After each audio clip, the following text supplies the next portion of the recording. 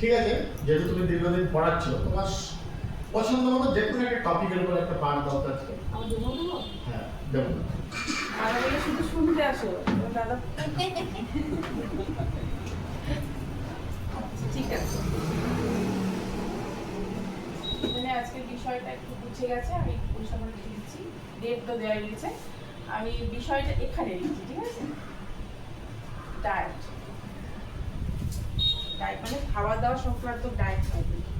Class 11-12 এটা হচ্ছে first সেমিস্টারে রয়েছে এই টপিকটা, মানে ক্লাস 11 আমাদের। এবং আমাদের 11-এ জানি আমরা আমাদের যা পরীক্ষা হবে, পরীক্ষাটা হবে কিরকম ভাবে, এমসিকিউ টাইপ।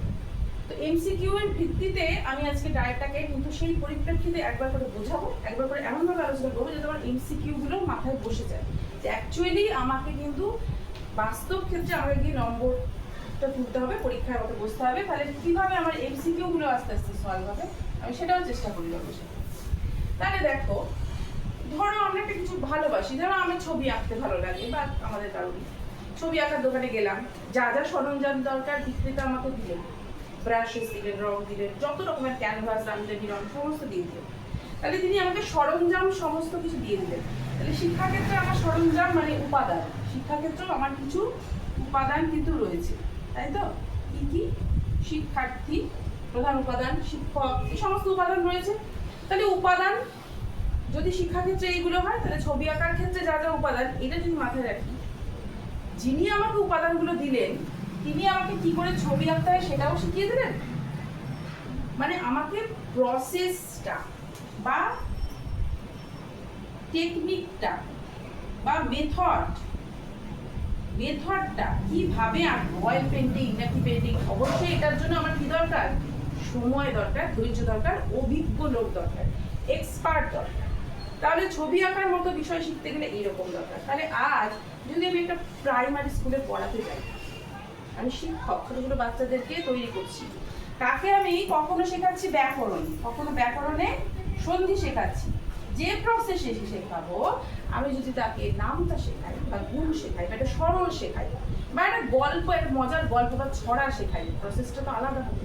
তাহলে এইগুলো আমাকে শিখতে হচ্ছে, শুধু বই পড়ে শুধু উপাদান দিয়ে আমার কি হচ্ছে, টেকনিক বা মেথড আসছে? তাহলে কি দরকার হচ্ছে তার জন্য? Training, proper training. তাহলে শিক্ষার মতো বিষয় যেখানে ছোট ছোট বাচ্চাদের নিয়ে, প্রাইমারি স্কুলের কথা মাথায় রেখে আমি আজকে পড়াচ্ছি, ঠিক আছে? আমি তোমাদের বড় ছেলে মেয়েদের শিক্ষক শিক্ষিকাদের কথা মাথায় রেখে কিন্তু আজকে বলছি না, যেহেতু আমি ডায়েট পড়াচ্ছি, এটা প্রাইমারি শিক্ষা। টি ফর কি লিখলাম তাহলে? ট্রেনিং। এরপরে যদি আসি যে ম্যাম এটা কি ফুল ফর্মটা লেখার চেষ্টা হচ্ছে, যে টিআইটি, ডায়েটের ফুল ফর্ম? হ্যাঁ, ডায়েটের টিটা আমি প্রথমে লিখে ফেলেছি, ঠিক আছে? এরপরে বাকিটা আসছি আস্তে আস্তে। আমাদের যে বললাম যে প্রশ্ন কি কি আসে, কোয়েশ্চেন 1 যদি করি তাহলে কি আসে, ফুল ফর্ম, ডায়েটের ফুল ফর্ম কিন্তু আসে। তাহলে এটা আমাদের মাথায় রাখতে হবে, মুখস্থ থাকে না, ভুলিয়ে যায়, অফ আছে না, অ্যান্ড আছে না, আর আছে, ভুলিয়ে যায়, এটা বাস্তব। তাহলে এইভাবে প্রাঞ্জল করে ভাবে যদি জিনিসটাকে মনে রাখার চেষ্টা করি তাহলে সেটা কি হবে, দীর্ঘস্থায়ী হবে, কারণ এগুলোই প্রশ্ন আসে। তাহলে আমি এর আগেও একজন মানে এর আগের ক্লাসে আমরা আলোচনা করেছি এনসিটিই, শুনেছিলাম না? এনসিটিই কোথায় শুনেছিলাম? সেই national council for teacher education, মানে শিক্ষকদের প্রশিক্ষণের জন্য। মানে শিক্ষকদের প্রশিক্ষণটা যে জরুরি, এতক্ষণে এইটুকু নিশ্চয়ই বোঝা গেছে, কারণ এটা এমন কিছু কিন্তু ইজি প্রসেস নয়, শুধু জিনিস থাকলেই হবে না। শিক্ষক শিক্ষার্থী একটা বই থাকলেও, একটা ভালো একটা স্কুল এসি লাগানো ঘর থাকলেই কিন্তু হবে না। প্রশিক্ষণ, দীর্ঘ ট্রেনিং দরকার, এবং কি দরকার, তার ডিগ্রি দরকার, তাই তো? যথেষ্ট শিক্ষা দরকার, সেই টিচারের যথেষ্ট শিক্ষা দরকার। তাহলে ই ফর এডুকেশন আসছে, এবং এখানে আমি একটা অ্যান্ড দিলাম, মানে এটাও দরকার, এটাও দরকার, এটাও দরকার, এটাও দরকার। আচ্ছা, এনসিটি এর কথা বলতে বলতে কিন্তু থেমে গেছিলাম, আমার মনে হচ্ছিল যে সবাই মানে এইটাতে মন দিয়েছিলে কিনা। ন্যাশনাল কাউন্সিল টিচার এডুকেশন যখন তৈরি হয় সেটা শিক্ষক শিক্ষণের জন্য, এবং আমরা যদি একটা বিরাট কাজ করতে বেশি, বাড়িতে একটা বিরাট আয়োজন হয়েছে, আর পুজো হয়েছে, পুজোর প্রসাদ দেবো, তাহলে আমি একাই 100 লোকের বাড়িতে গিয়ে প্রসাদ দিয়ে আসবো? সম্ভব না। বা আমার একটা রেস্টুরেন্ট আছে, আমি রান্নাও করছি, আমি হোম ডেলিভারিও দিচ্ছি, আমি খাবারও নিয়ে বাজারও করছি, সম্ভব না। আমার হেল্প দরকার। আমি যত গ্রাস রুট লেভেলে নিচের দিকে রাখবো, আমার হেল্প দরকার। তাহলে এনসিটি টিচার সংক্রান্ত এই সমস্ত বিষয়গুলো ট্রেনিংগুলো যখন ব্যবস্থা করছে, তখন প্রথমে ন্যাশনাল লেভেলে, এন ফর ন্যাশনাল লেভেলে আমাদের এডুকেশন রিসার্চ ট্রেনিং চলে। তারপরে হায়ারার্কিতে কি এলো? এসসিইআরটি এসছিল। এগুলো আমরা আগে আলোচনা করেছি, আমি তাও একটুখানি পূর্ব জ্ঞান যাচাইয়ের চেষ্টা করে লিঙ্কটা তৈরি করার চেষ্টা করি, যাতে আমার এটা একদম প্রাঞ্জল হয়ে থাকে এবং মনে থাকে। এস ফর স্টেট, আমি নিচে কেন লিখলাম? কারণ ওপরে সেন্ট্রাল বা ন্যাশনাল, তারপরে এসসিইআরটি মানে স্টেট। এস ফর স্টেট মানে রাজ্য।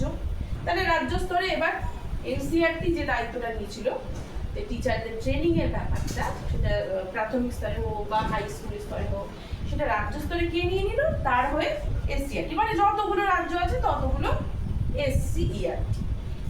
এইবার যদি আরেকটু কিছু ভাবি, আরো তো ছড়িয়ে দিতে হবে, শিক্ষাটা তো গ্রাসরুট লেভেলে নিয়ে হবে, চুইয়ে পড়া নিয়ে ধরে থাকলে তো হবে না আমাদের, তাই না?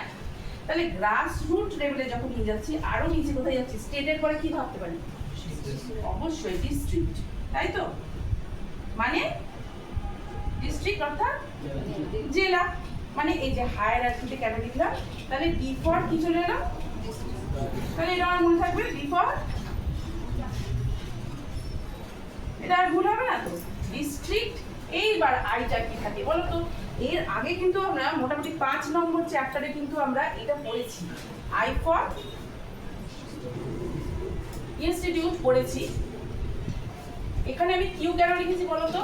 কোয়েশ্চেন 1, কোয়েশ্চেন 2, মানে যেগুলো ধরে ধরে আমরা আলটিমেটলি পরীক্ষাটা দেবো। আমি এই কনসেপ্টও বুঝবো, আস্তে আস্তে পরীক্ষায় আমি যেভাবে নম্বরটা তুলো, যেটা আমার প্রিপারেশন, আমার সেটাও কিন্তু চলতে থাকবে। আর এইটা আমি আশা করবো আমার স্টুডেন্ট সবাই খাতায় নোট করে নেবে, তাহলে আমার একসাথে দুটো কাজ আস্তে আস্তে করে এগোবে এবং মনেও থাকবে।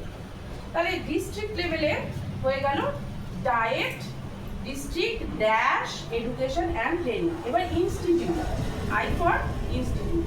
আশা করছি আমার এই ফুল ফর্মটা ভুল হবে না। 2 নম্বর প্রশ্ন, প্রথম আসে পরীক্ষাতে ফুল ফর্ম আসে, দ্বিতীয় আমার কি আসে বলতো?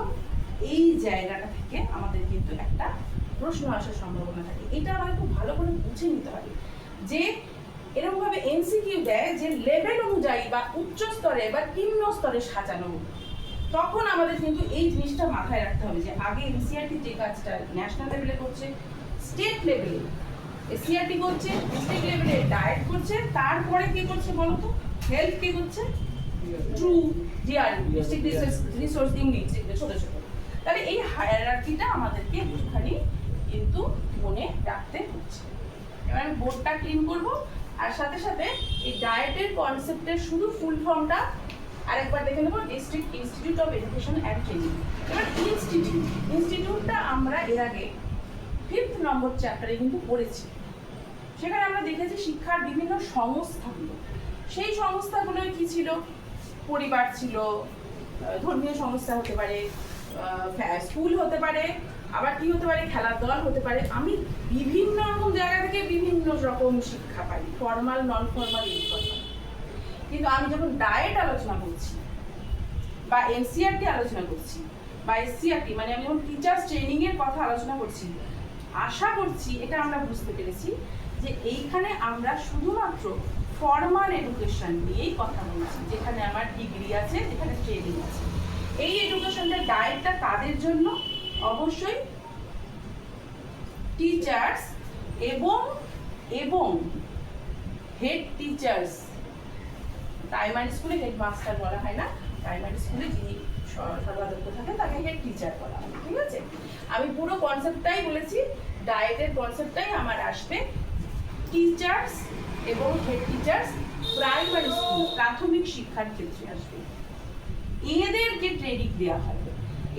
ট্রেনিং দেওয়া হয়, কি বিষয়? তারা গিয়ে কি করে স্কুলে পড়াবেন এবং অন্যান্য আনুষঙ্গিক আরো ব্যবস্থা করে। মানে হেড টিচার শুধু তো তার পড়ানোর মধ্যে তার কাজ সীমাবদ্ধ থাকে না, তাকে অনেক রকম এনসিটি যেটা সবার মাথার উপরে বসে রয়েছে টিচার এডুকেশনের ক্ষেত্রে বা স্কুল এডুকেশনের ক্ষেত্রে, যে এনপি গুলো হয়, মানে যেগুলো পলিসি হয়, সেখানে যেরকম ধরো 1986-তে একটা পলিসি হয়েছিল, তাই তো, আমাদের রাজীব গান্ধীর সময় জাতীয় শিক্ষানীতি হয়েছিল, সেখানে কিছু নিয়ম ছিল। আজ আমরা দেখছি তোমরা হঠাৎ করে ফার্স্ট সেমিস্টার সেকেন্ড সেমিস্টার ভাগ হয়ে গেলে, এর আগে অবধি কিন্তু ছিল না। এর আগে 11-এ একটা পরীক্ষা টেস্ট, 12-এ একটা পরীক্ষা টেস্ট। এবার দেখো তোমাদের আগের বার দাদা দিদিদের জিজ্ঞেস করে তোমরা জানবে, এবার দেখবে পাল্টে গেল। এই যে প্রসেসের আমূল পরিবর্তন, এই পরিবর্তনটা কি করে এলো? মাথায় প্রশ্ন আসে না? সিলেবাসটা চেঞ্জ হয়ে যাচ্ছে, কি করে চেঞ্জ হচ্ছে? মাথায় প্রশ্ন আসে না? আমার একা স্কুলেতে চেঞ্জ হয়নি, অন্য গ্রামের সরকারি স্কুলেও একই রকম ভাবে পাল্টে যাচ্ছে। মাথায় প্রশ্ন আসে, তাহলে এইগুলো কি করে হয়? পুরো শিক্ষা ব্যবস্থায় যেগুলো আমাদের ভারতবর্ষে যা যা সরকারি স্কুল যেগুলো রয়েছে, আমাদের তথাকথিত সরকার এইডেড স্কুল রয়েছে, সেইখানে যা নিয়ম নীতি বা যা পাঠ্যক্রম বা যা মেথড, যে পরিমাণে বছরে একটা পরীক্ষা না 3টে পরীক্ষা না 4টে পরীক্ষা, বারবার যে নিয়মটা বদলাচ্ছে, কে বদলে দেয়? এই শিক্ষা নীতিগুলো। কোন শিক্ষা নীতিগুলো? যে জাতীয় শিক্ষানীতি, অর্থাৎ পুরো দেশের জন্য একটাই শিক্ষানীতি। সেই শিক্ষানীতিগুলোকে আমরা কি বলি? Policy, national policy. এইরকম ভাবে দেখো এই পলিসিগুলো কি করে স্কুল অবধি পৌঁছবে, পলিসিগুলো কি করে স্কুল লেভেলে যাবে, এগুলো কি একদম ডাইরেক্ট থেকে আজকে আমাদের শিক্ষামন্ত্রী বসে যে নীতিটা তৈরি করলেন বা ওখানে মিনিস্টাররা বসে যে সিদ্ধান্তটা এলেন, বিশিষ্ট শিক্ষাবিদরা, একদম আমাদের আজকে দখলপুরে পড়াচ্ছে, দখলপুরে গ্রামের একটা স্কুলের সাথে সাথে চেঞ্জ হয়ে গেল? কি করে এলো? এই যে ইমপ্লিমেন্টেশনটা, এগুলো কিন্তু হয় ওই যে আমি যে একটু আগে মুছে ফেললাম, এনসিআরটি, এসসিআরটি, তারপর ডায়েট, এইগুলো কিন্তু ওদের কাজের মধ্যে পড়ছে। তাহলে 1 নম্বর কাজ কি ছিল? ট্রেনিং। আর 2 নম্বর কাজটা কি? 1 নম্বর কাজ ছিল ট্রেনিং, তাদের শিক্ষকদের, প্রধান শিক্ষকদের। 2 নম্বর কাজ কি? সম্পদ সরবরাহ করা। আমি যদি বলি টিএলএম বা বিভিন্ন ধরনের সম্পদ, শিক্ষামূলক বিভিন্ন সম্পদ সরবরাহ করা। 3 নম্বর কি বলবো? বিভিন্ন নিয়মাবলী, পলিসিস বা নীতিগুলো, যেগুলো আমাদের চেঞ্জ হচ্ছে, সেই সংক্রান্ত জিনিসগুলো কি করে আস্তে আস্তে এসে। এবং দেখো আজ যদি আমরা 12 বছর আগে ভাবি, স্কুলগুলোতে শুধু প্রাইমারি স্কুলের স্টুডেন্টরা নয়, প্রাইমারি স্কুলের টিচাররাও নয়, হেড টিচাররাও মোবাইল বা স্মার্টফোন বা কম্পিউটারে কি অতটা সরগরম ছিলেন? এটা স্বাভাবিক। কিন্তু আজ ওই স্কুলের ছোট ছোট বাচ্চারাও সরগরম। এই যে শুধু সরগরম হলেই কিন্তু হবে না, আজকে ব্ল্যাক বোর্ডে না লিখে সাদা বোর্ডে এই যে এই দিয়ে লিখছি, এরপরে স্মার্ট বোর্ড আসবে, চলে এসেছে, আস্তে আস্তে সরকারি স্কুলেও আসছে। এই সবগুলো কিভাবে হচ্ছে? আজকে আমি ভারতবর্ষে দাঁড়িয়ে মুর্শিদাবাদ জেলার একটা প্রত্যন্ত গ্রামের একটা স্কুলে পড়াচ্ছি, সেইখানে যে পরিবর্তনটা এলো সেটা কিন্তু দেখা যাচ্ছে মেদিনীপুরেরও একটা জায়গায় এসেছে, কলকাতারও একটা সরকারি স্কুলে এসেছে। একই নীতি, একই পাঠ্যক্রম, একই মেথড, এগুলো কারা আনছে, কিভাবে আনছে, এক্ষেত্রে কিন্তু ডায়েটের ভূমিকা রয়েছে। তাহলে ডায়েটের ভূমিকায় ট্রেনিং, তাহলে আমার মনে থাকবে ট্রেনিং, টি ফর ট্রেনিং। শিক্ষা তো রয়েছে, শিক্ষা ছাড়া তো আমাদের কোনো কথাই হবে না। ইনস্টিটিউট, অবশ্যই একটা নির্দিষ্ট প্রতিষ্ঠান দরকার। এই প্রতিষ্ঠানের বিষয়ে যদি বলতে চাই, তাহলে আমাদের পশ্চিমবঙ্গে এখনো পর্যন্ত 19টা, এটা কিন্তু আমার কোয়েশ্চেন চলে গেল 3 নম্বর। কটা রয়েছে ডায়েট? এখনো পর্যন্ত 19টা জেলায় ডায়েট রয়েছে, এটা চলে গেল আমার 3 নম্বর। আর 2 নম্বর প্রশ্নের জায়গাটা আমি লিখিনি, কিন্তু আশা করি আমাদের মনে আছে, আমি আবার রিভাইজ করে দিচ্ছি যে উচ্চ স্তরে বা নিম্ন স্তরে যদি সংস্থাগুলোর নাম আমাদের সাজাতে হয়, তাহলে আমরা কিভাবে সাজাবো? এনসিআরটি, এসসিআরটি, ডায়েট, তারপরে ড্রু বা ডিআরডি। আচ্ছা, এইভাবে দেখো, আমি ইচ্ছে করে কালিটা চেঞ্জ করছি বারবার, যাতে একটুখানি চোখে পড়ে বিষয়টা। পলিসির মধ্যে তাহলে কি কি চলে যাচ্ছে আমাদের? দাদা আরো পড়াবো?